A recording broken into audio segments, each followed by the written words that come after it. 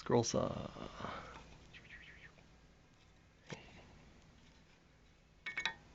Yep. So today we learned that where it says caution, do not tighten the knob or blade is to break. That means this knob here. If you tighten that so that the end of this threaded piece makes contact with the top of the blade will snap off. So this is supposed to be loose. Yeah. So that's why it says that there.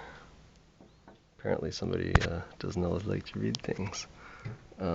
Also, to tension the blade, there's the knob in the back here.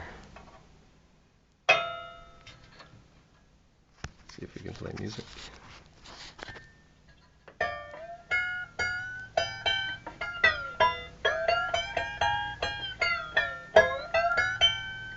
Yeah. That's a scroll saw. Cuts things. It's a little bit tricky to use, actually, initially. Anyway.